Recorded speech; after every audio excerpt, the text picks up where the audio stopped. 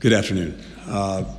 First, let me say how honored I am by the presence of so many friends, colleagues, leaders across different communities here in Germany, and also leaders in the partnership that links our two countries. I'm grateful to all of you for being here. Grateful for this opportunity as well to be at the Academy of Sciences and Humanities. I heard a little bit from Sigmar about the history, briefly walked the hallways, and I very much appreciate this hospitality. But it's an institution with an extraordinary tradition of scholarship, discovery, stretching back more than 300 years. And I understand that among other luminaries, Albert Einstein was a member here. So I should probably let you know that my remarks today will include very little about astrophysics, which will be to everyone's benefit.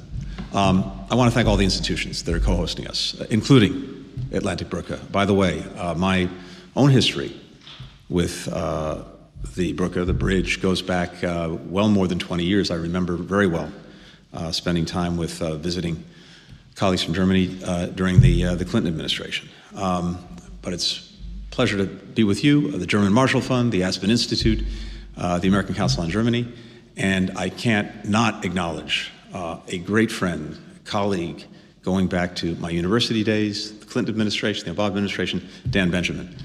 It's wonderful to see you as well. Over the years, these organizations have helped build, strengthen, and deepen the ties between our countries. One of the markers of a strong democracy is a robust, independent civil society. And I'm grateful to our co-hosts for their contributions to democracy on both sides of the Atlantic, and again, for bringing us together today. So, as Sigmar said, and as all of you know, I have come to Berlin at a moment of great urgency for Europe, for the United States, and I would argue for the world. Russia is continuing to escalate its threat toward Ukraine. We've seen that again in just the last few days with increasingly bellicose rhetoric, building up its forces on Ukraine's borders, including now in Belarus. Russia's repeatedly turned away from agreements that have kept the peace across the continent for decades.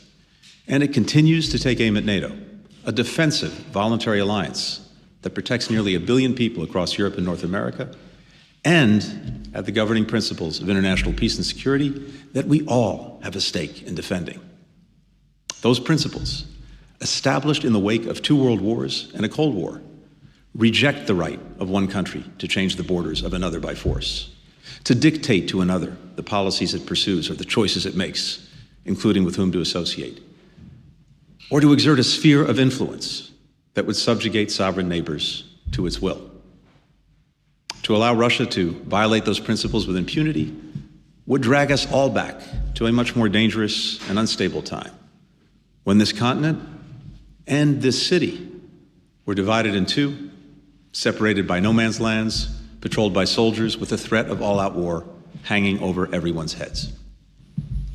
It would also send a message to others around the world that these principles are expendable, and that too would have catastrophic results. That's why the United States and our allies and partners in Europe have been so focused on what's happening in Ukraine.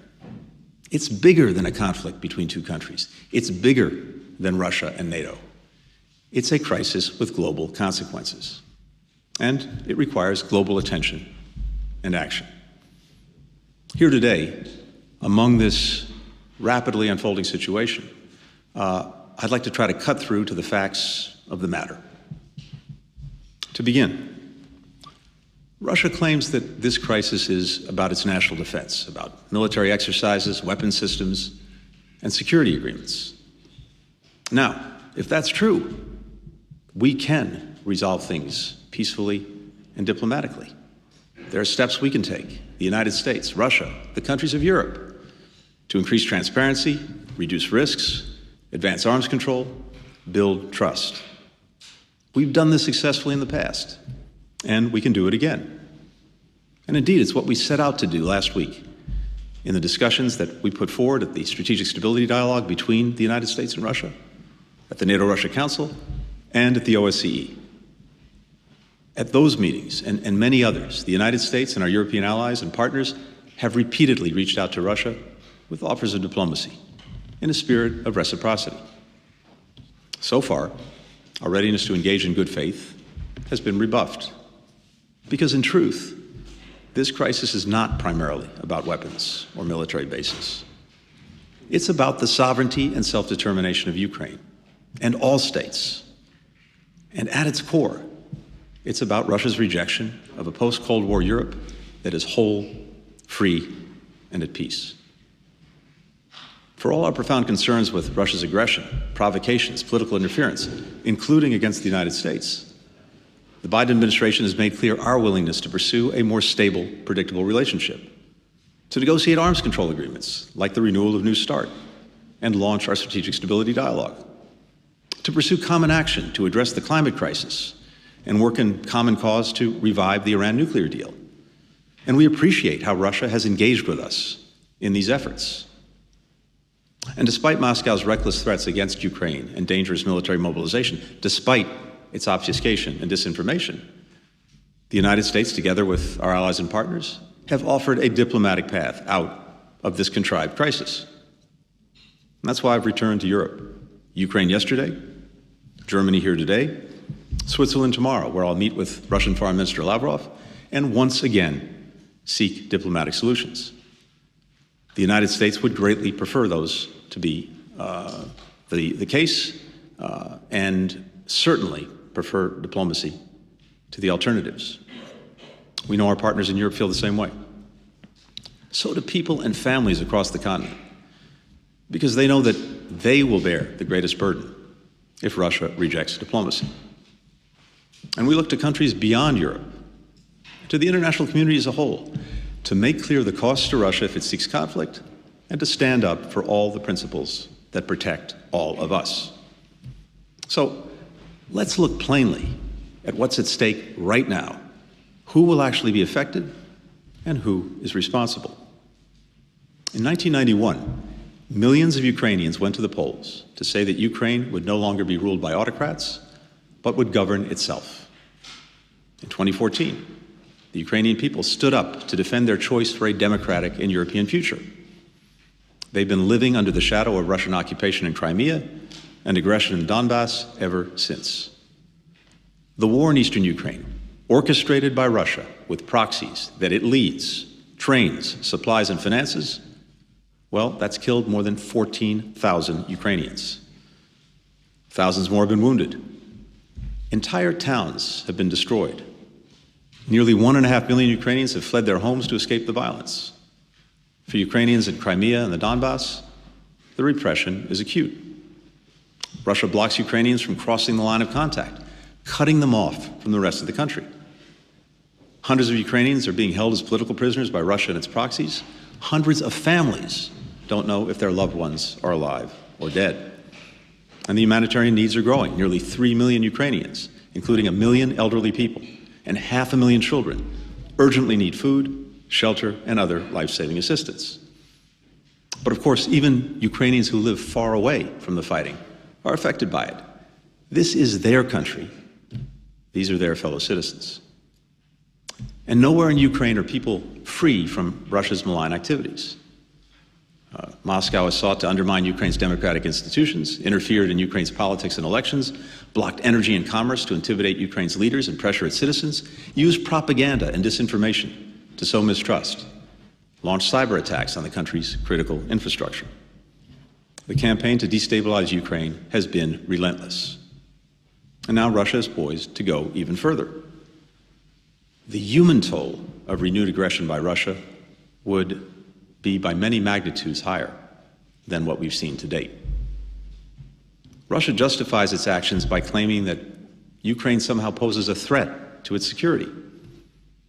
This turns reality on its head. Whose troops are surrounding whom? Which country has claimed another's territory through force? Which military is many times the size of the other? Which country has nuclear weapons? Ukraine isn't the aggressor here. Ukraine is just trying to survive.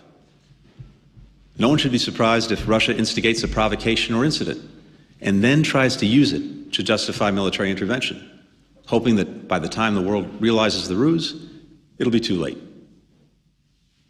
There's been a lot of speculation about President Putin's true intentions. But we don't actually have to guess. He's told us repeatedly. He's laying the groundwork for an invasion because he doesn't believe that Ukraine is a sovereign nation. He said it flat out to President Bush in 2008, and I quote, "Ukraine isn't a real country." He said in 2020, and I quote, "Ukrainians and Russians are one and the same people." Just a few days ago, the Russian Ministry of Foreign Affairs tweeted in celebration of the anniversary of Ukraine and Russia's unification in the year 1654. That's a pretty unmistakable message this week of all weeks. And so the stakes for Ukraine come more fully into view. This is not only about a possible invasion and war. It's about whether Ukraine has a right to exist as a sovereign nation. It's about whether Ukraine has a right to be a democracy. This hasn't stopped with Ukraine. All the former Soviet socialist republics became sovereign nations in 1990 and 1991. One of them is Georgia. Russia invaded it in 2008. 13 years later, nearly 300,000 Georgians are still displaced from their homes. Another is Moldova. Russia maintains troops and munitions there against the will of its people. If Russia invades and occupies Ukraine, what's next? Certainly, Russia's efforts to turn its neighbors into puppet states, to control their activities, to crack down on any spark of democratic expression will intensify. Once the principles of sovereignty and self-determination are thrown out, you revert to a world in which the rules we've shaped together over decades erode and then vanish. And that emboldens some governments to do whatever it takes to get whatever they want, even if that means shutting down another country's internet, cutting off heating oil in the dead of winter, or sending in tanks. All tactics Russia has used against other countries in recent years. That's why governments and citizens everywhere should care about what's happening in Ukraine. It may seem like a distant regional dispute or yet another example of Russian bullying, but at stake, again, are principles that have made the world safer and more stable for decades. Now, alternatively, Russia says the problem is NATO. On its face, that's absurd. NATO didn't invade Georgia. NATO didn't invade Ukraine.